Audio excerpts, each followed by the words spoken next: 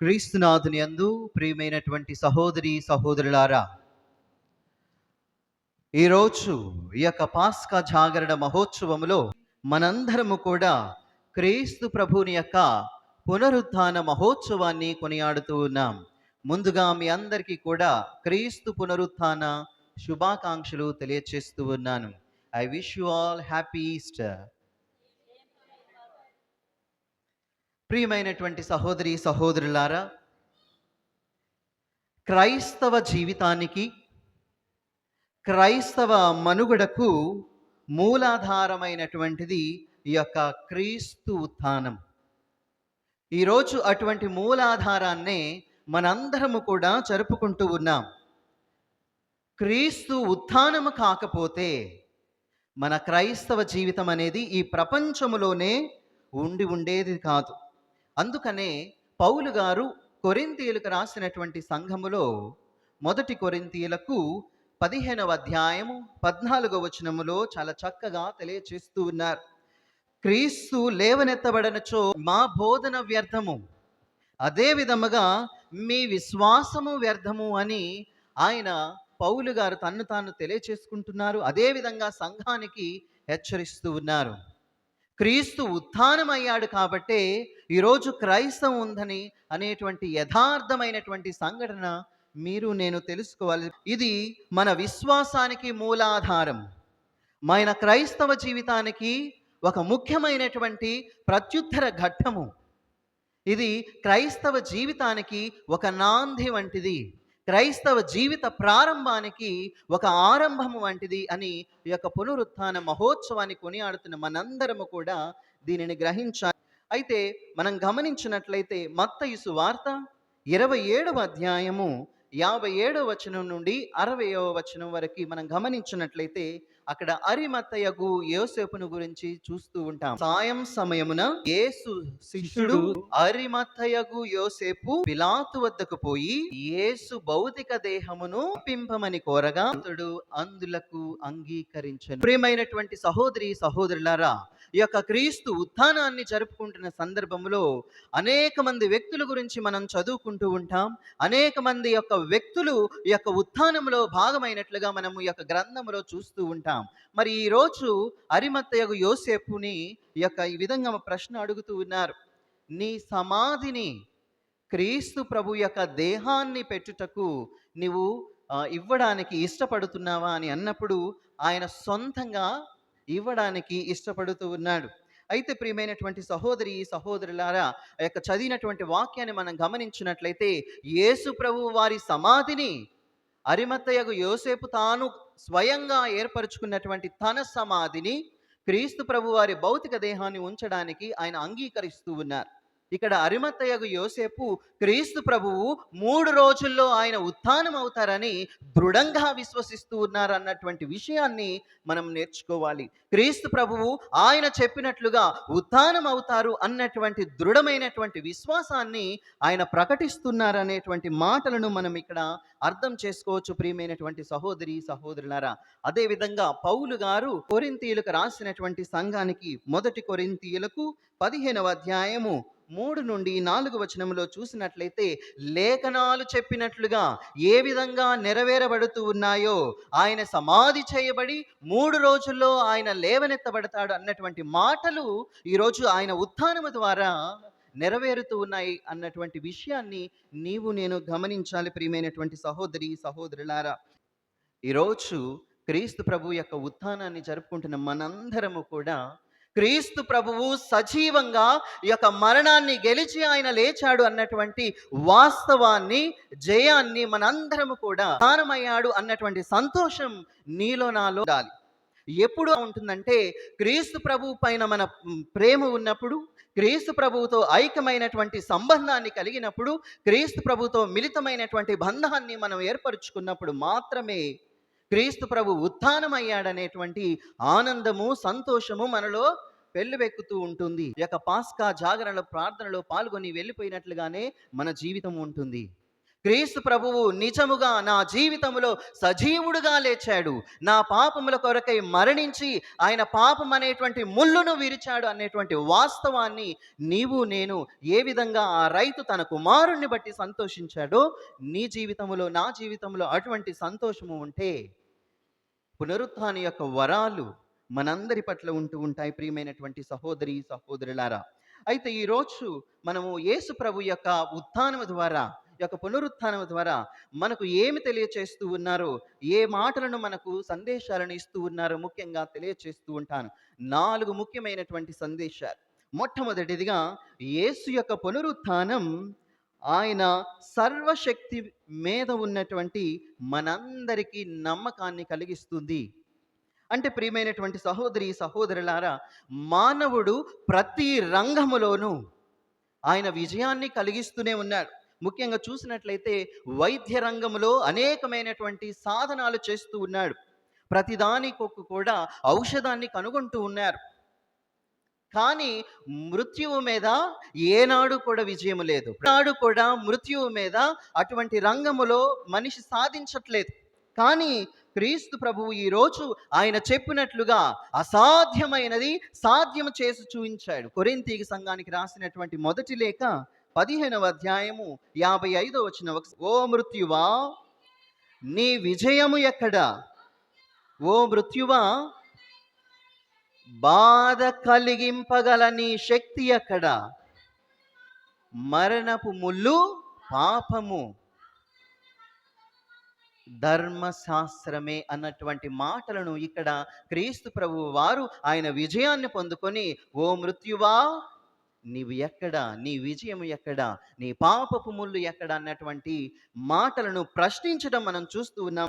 దీనిని బట్టి మనం అర్థం చేసుకోవచ్చు, అసాధ్యమైన దానిని సాధ్యము చేసేటువంటి దేవుడు. కాబట్టి క్రీస్తు ప్రభు యొక్క పునరుత్థానం, ఆయన సర్వశక్తిమంతుడైనటువంటి దేవుడు, సర్వ విధాల అన్నీ కలిగినటువంటి దేవుడు, ఆయన శక్తిని సామర్థ్యాన్ని దానిపైన ఉన్నటువంటి నమ్మకాన్ని మనకి ఇంకా హెచ్చింపచేస్తున్నటువంటి విషయాన్ని మనం గ్రహించాలి.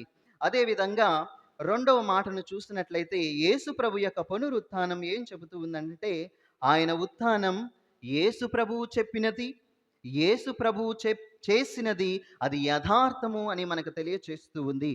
అంటే అది సత్యము, అది తథ్యము.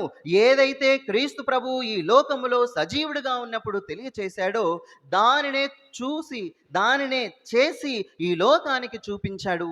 అదే పండుగను మనం ఈరోజు జరుపుకుంటూ ఉన్నాం.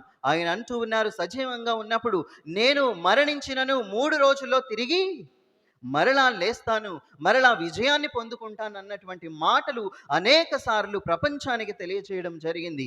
అదే యథార్థ సంఘటన ఆయన చెప్పినట్లు చేశాడు.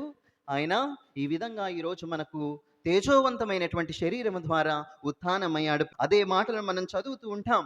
మత్తయి సువార్త 27వ అధ్యాయము 63వ వచనంలో మనం చూసినట్లయితే, ఆ మోసగాడు జీవించి ఉన్నప్పుడు నేను 3 దినముల తర్వాత జీవుడనై లేతును నీ చెప్పినట్లు మాకు జ్ఞాపకం ఉన్నదని యేసు ప్రభు వారు ఉత్థానమైన తర్వాతలా ఆ యొక్క ఉన్నటువంటి వ్యక్తులు మాట్లాడడం మనం గమనిస్తూ ఉన్నాం. అదే మాటలను క్రీస్తు ప్రభు స్వయంగా తెలియచేస్తూ ఉన్నారు. మార్కు సువార్త 8వ అధ్యాయము 31వ వచనంలో తన్ను తానుగా స్వయంగా ప్రకటించుకుంటూ ఉన్నారు. యేసు శిష్యులకు చెప్పేటువంటి మాట, మనుష్య కుమారుడు అనేక శ్రమలను అనుభవించి పెద్దలచే, ప్రధానార్చకులచే, ధర్మశాస్త్ర బోధకులచే నిరాకరింపబడి చంపబడి 3వ రోజున ఉత్థానమగుట అగత్యము, ఉత్థానమగుట యథార్థము, ఉత్థానమగుట సత్యము అన్నటువంటి మాటలను శిష్యులకు స్వయంగా క్రీస్తు ప్రభు తన్ను తాను గురించి బయలుపరుచుకుంటూ మాటలు మనం వింటూ ఉన్నాం. అదేవిధంగా యోహాను సువార్త 20వ అధ్యాయం 8వ వచనములో మనం గమనించినట్లయితే పేతురు, యోహాను అనేటువంటి యొక్క అపోస్తలులు ఇద్దరు కూడా క్రీస్తు ప్రభు సమాధిని చూడడానికి పరిగెత్తుకొని పోతూ ఉన్నప్పుడు అక్కడ ఉన్నటువంటి విధానం మనం చూసినట్లయితే వాళ్ళిద్దరూ కూడా సమాధిలోకి వెళ్ళి ఆ యొక్క క్రీస్తు ప్రభు యొక్క శరీరం లేని దానిని బట్టి వారు విశ్వసిస్తూ ఉన్నారు. అంటే క్రీస్తు ప్రభువు చెప్పినది, క్రీస్తు ప్రభువు చేసినది అది యొక్క మా విశ్వాసాన్ని పెంపొందింప చేస్తుంది అన్నటువంటి మాటలను మనం జ్ఞాపకపరుచుకోవాలి. మూడవ మాటను మనం గమనించినట్లయితే, మూడవ సందేశం ఈ యొక్క పునరుత్థానం ద్వారా మనం తెలుసుకోవాల్సింది ఏమిటంటే, యేసు ప్రభు యొక్క పునరుత్థానం మనల్ని కూడా పునరుత్థానానికి ఆహ్వానిస్తుంది. మూడవ సందేశం ఒకసారి ధ్యానం చేద్దాం. క్రీస్తు ప్రభు యొక్క పునరుత్థానం మనల్ని కూడా పునరుత్థానానికి ఆహ్వానిస్తుంది. అసలు పునరుత్థాన జీవితం అంటే ఏమిటి అంటే, మారు మనసు కలిగినటువంటి జీవితము, లేదా క్రొత్త జీవితాన్ని కలిగినటువంటి జీవితము, నూతనమైనటువంటి జీవితాన్ని అది సూచిస్తూ ఉంది. రోమీలకు రాసినటువంటి లేఖ 6వ అధ్యాయము 4 నుండి 5 వచనాలు, కనుక మన జ్ఞాన స్నానము వలన మనము ఆయనకు సమాధి చేయబడి ఆయన మరణములో పాలు పంచుకుంటున్నాము. ఏలన్నా అట్టి ప్రభావముచే మరణము నుండి క్రీస్తు ప్రభువు లేవబడినట్లే మనము కూడా ఒక క్రొత్త జీవితాన్ని పొందుటకు అట్లు జరిగెను. క్రీస్తు ప్రభువు లేవబడినట్లే, క్రీస్తు ప్రభువు నూతన జీవితాన్ని పొందుకున్నట్లే, క్రీస్తు ప్రభువు ఉత్థానమైనట్లే మనము కూడా నూతన జీవితాన్ని పొందుకోవడానికి ఆ విధముగా ఆయన చేసును అన్నటువంటి మాటలను రోమీక సంఘానికి పౌలు గారు యథార్థముగా తెలియచేస్తూ ఉన్నారు. కాబట్టి పునరుత్థాన జీవితం అంటే మారు మనసుకు యొక్క జీవితం. పునరుత్థాన జీవితం అని అంటే క్రొత్త జీవితానికి సూచిస్తుంది. పునరుత్థాన జీవితం అంటే మారు మనసుకు, అదేవిధంగా నూతనమైనటువంటి సృష్టిని తెలియచేస్తూ ఉంది. మరి మనందరికీ కూడా ఈరోజు ఈ యొక్క పునరుత్థానం ఆహ్వానిస్తుంది, పాత జీవితాన్ని అంతా కూడా గడిచిపెట్టి. మరి ముఖ్యంగా ఈ 40 రోజుల పాటు అనేకమైనటువంటి పాప ప్రాయశ్చిత్త క్రియలు చేసి ఉన్నాం, ప్రార్థన చేసి ఉన్నాం, ఉపవాసము చేసి ఉన్నాం, దాన ధర్మ క్రియలు చేసి ఉన్నాం. అనేకమైనటువంటి విషయాలలో మనం భక్తి ప్రపత్తులతో పాల్గొని దేవునికి దగ్గరగా అవుతూ ఉన్నాం.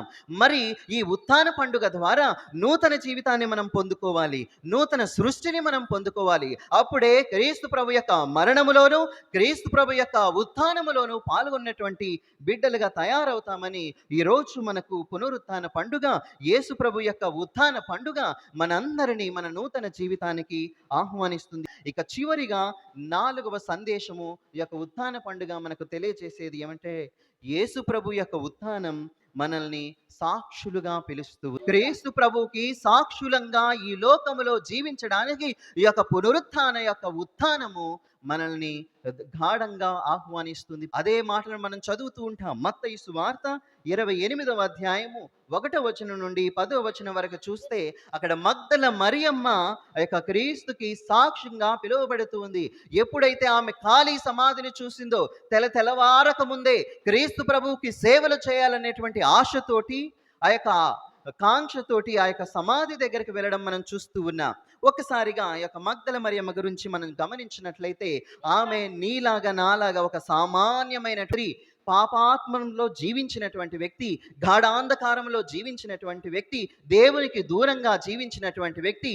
కానీ క్రీస్తు ప్రభువు జీవించినప్పుడు అసలు క్రీస్తు ప్రభు ఎవరో, క్రీస్తు ప్రభువుని గాంచి, క్రీస్తు ప్రభుని చూసి, క్రీస్తు ప్రభువు నుండి అనేకమైనటువంటి విషయాలను నేర్చుకొని పాప జీవితం నుండి పుణ్య జీవితంలోకి ఆమె అడుగుపెట్టింది.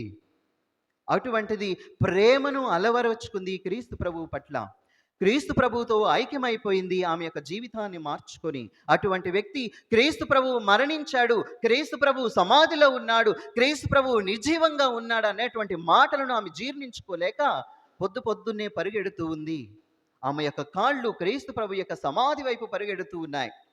క్రీస్తు సమాధి వైపు పరిగెడుతూ ఉండగా క్రీస్తు ప్రభువుని అక్కడ ఆమె చూడలేదు, క్రీస్తు ప్రభువుని అక్కడ ఆమె గాంచలేదు, క్రీస్తు ప్రభు యొక్క శరీరాన్ని ఆమె చూడలేదు. దొంగలు దొంగిలించినట్లుగా ఉన్నారే అన్నటువంటి మాటలను మనం చూస్తూ ఉంటాం. ఇక కొద్దిగా ఆ యొక్క యోహాను సువార్త 20వ వచనం నుండి ఇంకా ముందుకి మనం చదువుకుంటూ పోతే అక్కడ ఉదాహరణ తెలియచేస్తూ ఉంది. నేను క్రీస్తును చూశాను అన్నటువంటి సంతోషముతో ఆమె పరిగెత్తుకుంటూ పోయి ఈ లోకానికి ఒక సాక్షిగా జీవితాన్ని గడుపుతూ ఉంది. మొట్టమొదటిగా క్రీస్తు ప్రభుని చూడాలనేటువంటి ఆశతోటి ఆమె యొక్క కాళ్ళు పరిగెడుతూ సమాధి వైపు వెళుతూ ఉన్నాయి. సమాధి నుండి మరలా కాళ్ళు ఎటువైపు పరిగెడుతూ ఉన్నాయంటే ఆ యొక్క లోకం వైపు పరిగెడుతూ ఉన్నాయి. ఎందుకు? క్రీస్తుని లోకానికి అందించడానికి. అప్పుడే ఆమె ఒక అపోస్తులుగా మారింది. అపోస్తులు అని అంటే క్రీస్తు నుండి నేర్చుకొని క్రీస్తు ద్వారా పంపబడినటువంటి వ్యక్తులు. మరి ఈ మగ్దల మరియ కూడా క్రీస్తు నుండి నేర్చుకుంది. క్రీస్తును చూసింది, క్రీస్తుని తాకింది, క్రీస్తుతో మాట్లాడింది, క్రీస్తు నుండి పాప మన్నింపును పొందుకుంది. అటువంటి వ్యక్తి ఈరోజు క్రీస్తు ప్రభు ఉత్థానమయ్యి ఆమె కనబడినప్పుడు వెంటనే పరిగెత్తుకొని పోయి లోకానికి అందింపచేస్తూ, నాలుగవ సందేశము, ముఖ్యమైనటువంటి సందేశము, మనల్ని ఆహ్వానించేటువంటి సందేశము, క్రీస్తుకి సాక్షులంగా జీవించాలి అని.